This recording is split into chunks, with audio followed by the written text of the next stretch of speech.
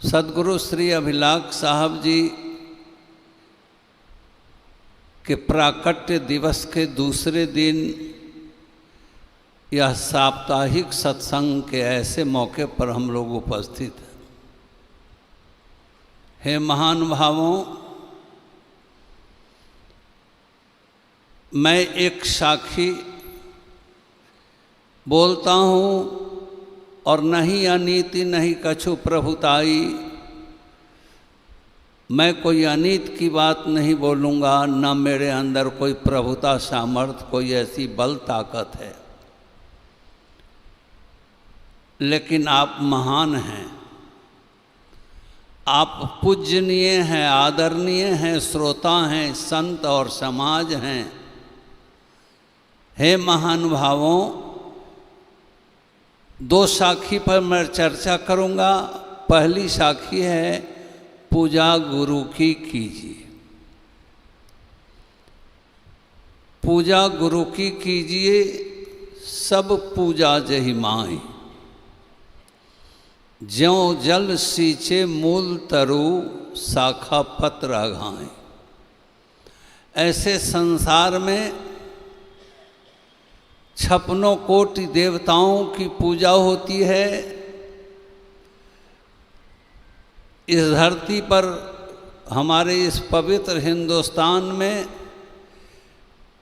भ्रमण करने के बाद मैंने देखा है, जैसे लगता है पूरा हिंदुस्तान, लगता है जैसे पूजाओं का धाम है पूरे विश्व में। और खासकर प्रयागराज, आज मैं भ्रमण करने गया। परम श्रद्धेय हमारे कबीर पारक संस्थान प्रयागराज के अगल बगल में एक प्रेमी हैं, हमारे नियरेस्ट प्रेमी हैं, और वह है डॉक्टर बंस बहादुर सिंह।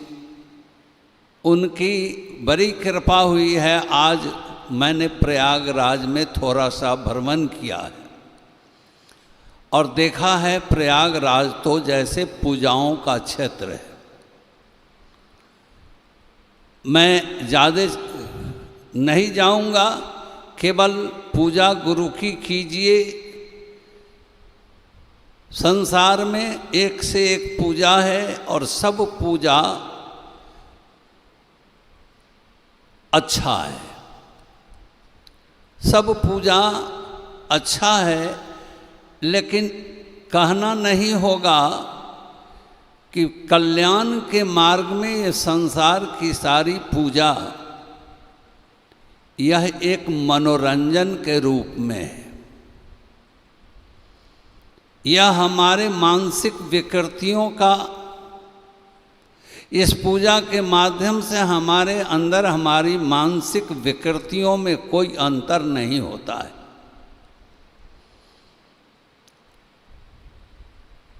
लोग भोले बाबा की पूजा करने जाते हैं, बोल बम का नारा है, बाबा एक सहारा है, और जाते भी हैं, वहाँ जल भी चढ़ाते हैं। लेकिन यह पूजा देखिए, जब जल चढ़ा या ना चढ़ा, उस धाम क्षेत्र में के परिसर में गए और फिर नारा उनका बदल गया। पीने वाले लोग फिर बोल बम का नारा है, अब बोतल ही एक सहारा है। अब नारा चेंज हो गया, बोल बम का नारा है, बोतल ही एक सहारा है। कोई चेंजिंग नहीं, नो चेंजिंग एट ऑल, कोई परिवर्तन नहीं है।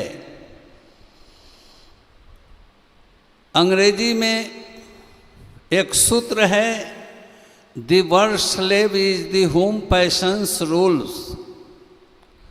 वह अभागा पुजेरी है, वह अभागा साधक है, उसकी साधना कच्ची है, जिसके माथे पर विषय का साम्राज्य है, जिसके माथे पर विषय का साम्राज्य है। हम जो पहले करते थे और आज भी हम वही करते हैं, तो पूजा क्या करते हैं? पूजा एक नाटकीय कृति करते हैं, एक दिखावा करते हैं, एक प्रदर्शन है, एक मनोरंजन है। वस्तुतः ill thinking is the father of disease. सारे विकारों का जड़ है इल थिंकिंग। हमारे मन इंद्रियों के द्वारा हमारी सोच नहीं बदल पाई तो हमारा धाम हमें क्या किया? हमारी पूजा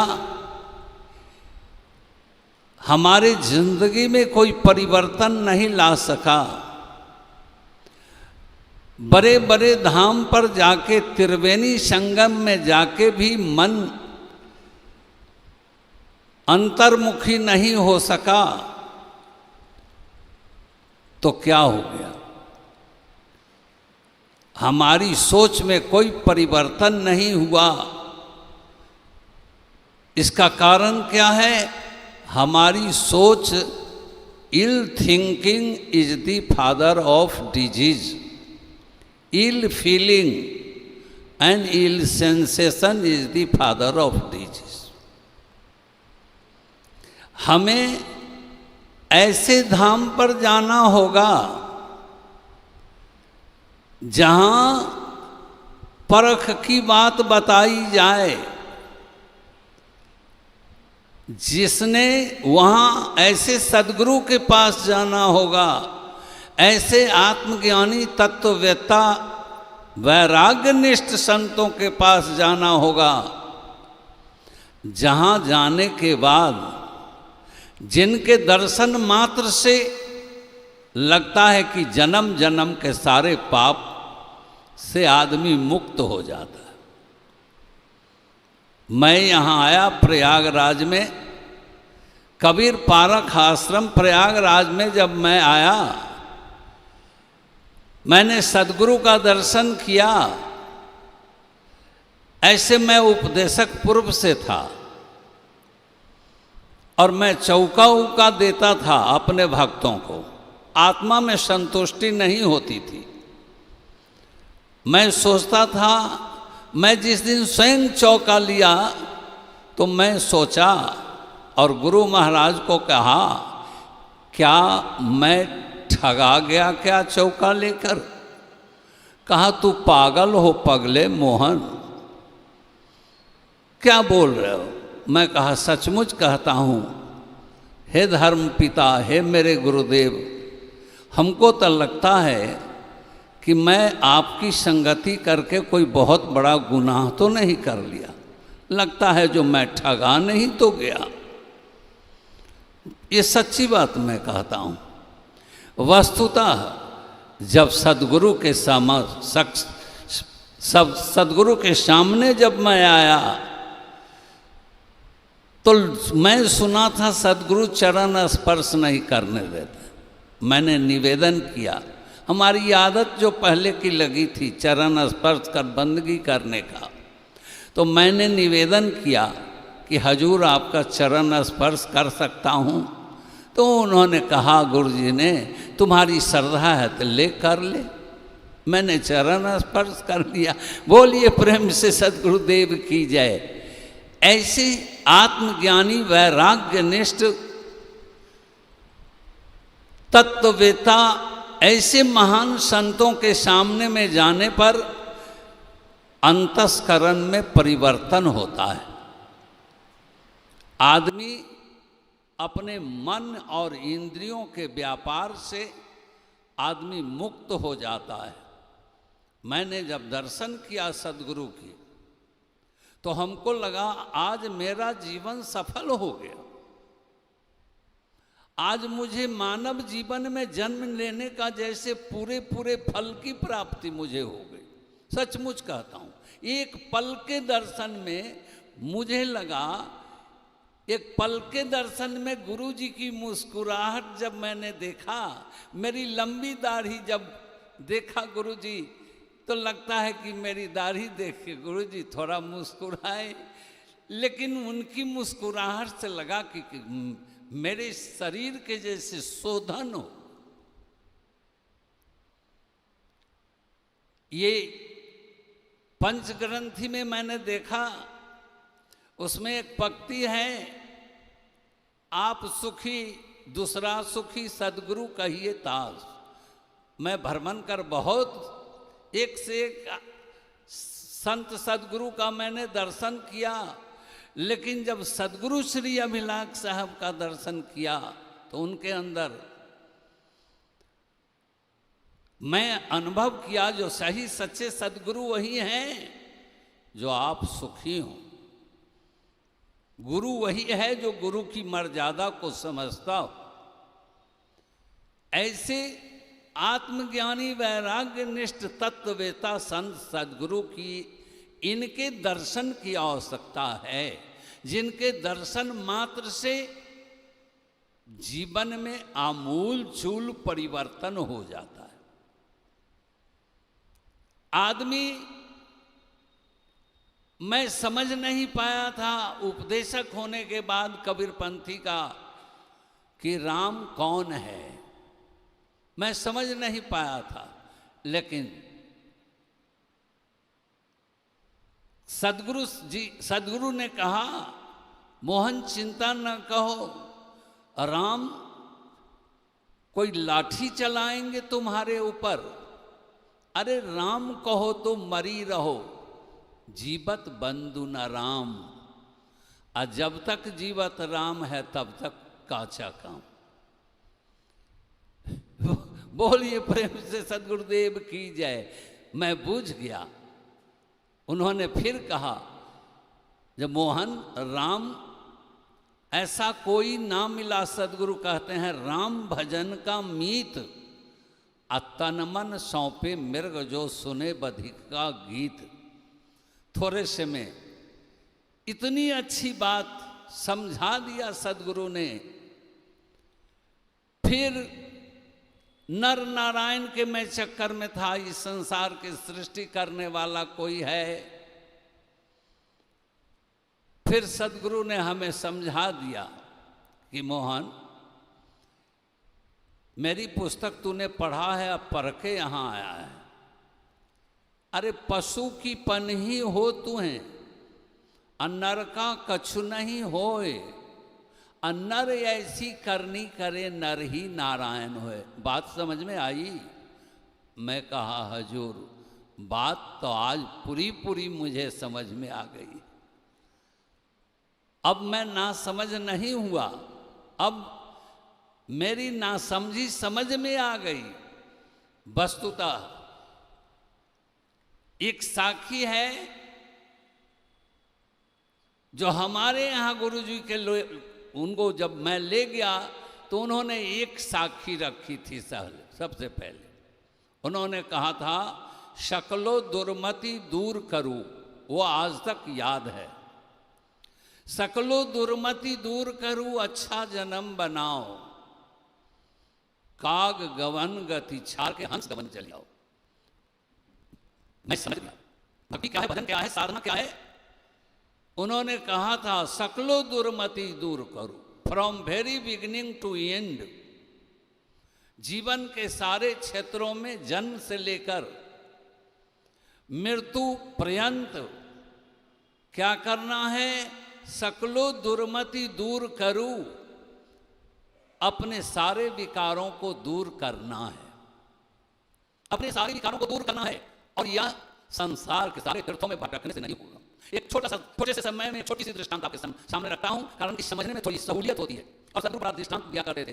तो एक टेबल है, टेबल एक क्षेत्र में चुंबक है और दूसरे क्षेत्र में दुपारस मणि है और बीच में लोहा है, लोहा का ब्लेड है। स्वाभाविक गुण के हिसाब से लोहा किधर का आएगा? स्वाभाविक गुण के हिसाब से, तात्विक गुण के हिसाब से लोहा अपना पिया जैसे लगता है, अपना भरतार जैसे लगता है, और लोहा कौन है? चुंबक। लेकिन जीवन भर चुंबक के समीप रख के भी लोहा अपना कल्याण नहीं कर सकता। हो जाएगा लोहा का कल्याण? जीवन भर लोहा चुंबक के कंधे पर क्यों ना चढ़ा रहे जीवन भर, लेकिन लोहा में कोई चेंजिंग नहीं होगा, कोई परिवर्तन नहीं होगा। परिवर्तन कहां होगा? दूसरी तरफ पारसमणि है।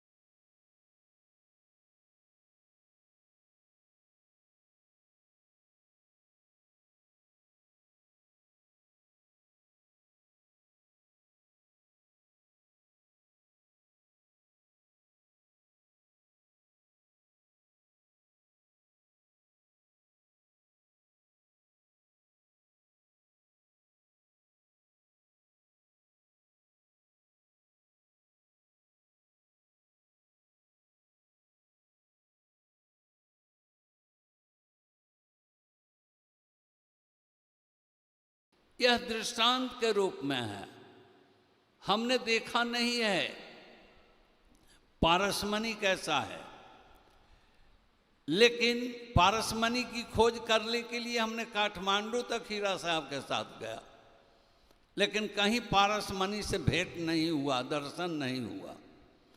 तो मैंने विचारों के अंदर देखा जो ये पारसमणि हो सकता है क्या? वह लोहा जब पारसमणि के समीप आ जाएगा तो लोहा में पल एक दर्शन से लोहा क्या बन जाएगा? लोहा सोना बन जाएगा। लेकिन इट इज वेरी डिफिकल्ट, यह बहुत कठिन है कि पारसमणि लोहे को अपना ले। पारसमणि में परिवर्तन का महान सूत्र मंत्र है। जो लोहा तैयारी में है, जो लोहा आवे तो मैं उसको बदल दूं, चेंज कर दूं, उसके काया को पलट दूं। लेकिन डिफिकल्ट क्या है? पारसमणि के पास इतना सामर्थ्य नहीं है कि दुरागमन करके लोहे को लोहे को सोना बना दे अपनी ओर खींचकर, और न लोहा में सामर्थ्य है कि वह पारसमणि के समीप जाए। ये तो सामर्थ्य है आत्मज्ञानी तत्ववेता वैराग्यनिष्ठ। ये हमारी सदगुरु श्री अभिलाष साहब, लोग तो कहते हैं चले गए, लेकिन मुझे विश्वास नहीं होता। ऐसे महान संतों की जरूरत है, ऐसे महान सदगुरु की जरूरत है। आप कहेंगे विश्वास कैसे नहीं होता जो चले गए? मैं स्वप्न में भी नहीं कभी देखता कि हमारे हजूर चले गए। मैं जब इस आश्रम में आता हूं तो एक शरीर से भले ही चले गए, उनका दर्शन नहीं हो पाता है, उनके पार्थिव शरीर का। कारण कि आया है सो सब जाएगा, राजा रंग फकीर, एक सिंहासन चढ़ी चले, एक बंधे जंजीर। जाना तो सबको, लेकिन ये हमारे सदगुरु, ये आत्मज्ञानी वैराग्यनिष्ठ, ये हमारे सदगुरु अभिलाष साहब अपनी शरीर को तो त्याग दिया, लेकिन मैं जब यहाँ आता हूँ तो ऐसे ऐसे युवक जो युवावस्था को प्राप्त किया है, बालापन से युवावस्था को प्राप्त कर रहे ऐसे ऐसे साधक, जिसको सदगुरु ने बालापन से संभारा। मैं बाल दर्शन के रूप में यहाँ के नौजवान संतों का दर्शन करता हूँ तो हमको लगता है गुरु जी ये बाल रूप का दर्शन मैं कर रहा हूँ। बोलिए प्रेम से सदगुरुदेव की जय। और मैं आता हूँ तो मैं सभी को हाथ जोड़ करके बंदगी करता हूँ। क्यों बंदगी करता हूँ? मैं उनकी बंदगी हो जाए भले ही, जिनके मूछ नहीं भी आए हैं, तो मैं सोचता हूँ ये हमारे गुरु जी का बाल रूप का दर्शन हमको हो रहा है। ऐसे संतों का, साधकों का दर्शन करता हूँ तो हमको बुझाता है कि गुरु जी का जुबा रूप का दर्शन तो मैंने जुबा में नहीं देखा, लेकिन जुबा रूप का दर्शन हो रहा है। और सद्गुरु, उनके चरण शिष्य श्री आत्मज्ञानी वैराग्यनिष्ठ तत्ववेता संत श्री हमारे धर्मेंद्र साहब को देखता हूँ तो देखता हूँ उनके उठते बैठते सारे सिस्टम को जब मैं देखता हूँ तो हमको लगता है अरे गुरुजी कहीं है नहीं, गुरुजी तो आ ही गए। बोलिए प्रेम से सद्गुरुदेव की जय। इस प्रकार से मैं सभी की वंदना करता हूँ और इसलिए करता हूँ कि ये हमारे गुरुजी अभिलाख साहब, इन सारे रूपों में गुरुजी अभिलाख साहब हैं। पूजा गुरु की कीजिए, सब पूजा जहि माही, आज्यों जल सींचे मूल तरु शाखा पत्रा घाई। शायद समय मेरा हो गया होगा। नहीं अनीति नहीं कछु प्रभुताई। आपको बहुत बहुत साधुवाद है, शुभकामना है, कारण कि नहीं सुनने योग्य बात भी आपने बड़ी दृढ़ता से, बड़ी संयम साधना से मेरी जुबान से निकली हुई कटी जली वाणी को भी आपने बड़ी दृढ़ता से सुना है। बहुत बहुत साधुवाद है, शुभकामना है। और सभी संतों के चरणारविंद में तिरपेखन शाही बंदगी। बोलिए सद्गुरुदेव की जय। साहेब जी का बहुत भाव है आश्रम के प्रति, गुरु जी के प्रति, यहाँ के संतों के प्रति, जो साहेब जी ने व्यक्त किया और अपने विचार भी दिए।